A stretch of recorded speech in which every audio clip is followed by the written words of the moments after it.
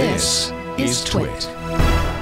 You also have the Honor 8 Pro, or is it the Honor 8 Pro? Yes, the Honor 8 Pro by Huawei, which pairs up with the Huawei watch. No giggling, Ron. I can't not. I just can't. You know who's wearing a Huawei watch today? Oh, yeah, I am wearing a Huawei watch. Huawei. The Huawei Watch 2, which I think should be called the Huawei Watch Sport, but maybe that's something else entirely. But anyways, I don't have any review. Back to you. Sorry. The Honor 8 Pro is a 5.7-inch smartphone with a capital QHD screen. It has a lovely metal unibody with a dual camera at the top at the back, which is very, very similar to the one used last year in the Huawei P9 and P9 Plus. This dual camera on the back has a very interesting way of dealing with the laser autofocus, the laser sensor, which is embedded behind the script that says dual lens. The fingerprint scanner is on the back, which I actually prefer in many instances. Yeah.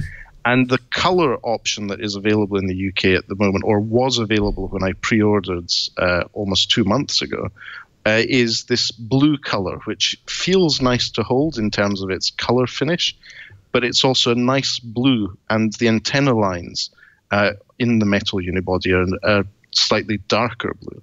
So it reminds me of the Pixel. Oh yeah, it kind of does. It does. But they've done something that that Google got wrong with the Pixel. They made the front blue as well. So it's much more consistent. It's much more of an eye catcher than the Google Pixel with a white front, in my view. I don't know how strongly you feel about that, Flo. I agree. I wish there was a little more. A little bit more wraparound on the blue. A little more. I don't know. I like the contrast, but yeah, I see what you mean. It would be. I mean, one thing I really like about the Honor 8. This is my Pixel, and you can see blue on the back, white on the front. It would look nice if it wrapped around. One thing that I really liked about the Honor 8 before this one was the blue color that they chose, and the entire device was painted that way. One thing I didn't like about that one was the fact that it was all glass front and back, because I promptly went and cracked it, because that's what I do to phones apparently. Also fingerprinty. Yeah, fingerprinty as well. So I'm happy that they kind of removed the glass from the back. Gives it a little bit more durability. It's not only that, obviously, because it has a 5.7-inch screen, they squeezed in a much bigger battery, so it's now a 4,000 milliamp hour battery. Wow. It has the same chipset as the Huawei P10 and P10 Plus, so the high silicon Kirin 960 chipset. So it's not as fast as the Qualcomm Snapdragon 835, but almost there. And it's also quite power efficient because it's one of the newer chipsets. So this is a device where you can get a full day's battery life, even in heavy use with some gaming and video calling involved. It's a lovely device. I'd say it's in the same price range as the BlackBerry Key 1. And it's ultimately a lifestyle choice. Do you want a smartphone for sort of lighter social media use and gaming? Then go for the Honor 8 Pro. You get a bigger, better phone for that type of task. If, on the other hand, it's all about messaging, basic social networking, and getting work done, I'd say go for the BlackBerry Key 1. They're in the same price range. It's down to what do you need the phone for, how do you see yourself using it. Sadly, the Honor 8 Pro isn't going to be available in the US as far as we know.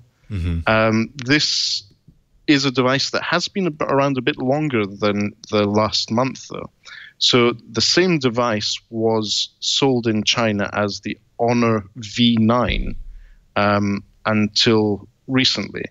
And that's a good thing if you're shopping around for accessories. So if you're looking for Mokadial cases, or any other case for that matter, AliExpress and other retailers such as Amazon will likely have cases available for you.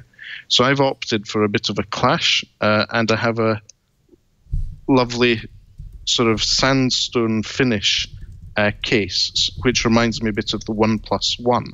So it's not a soft one, it's a bit rough, it's a bit easier to hold in the hand.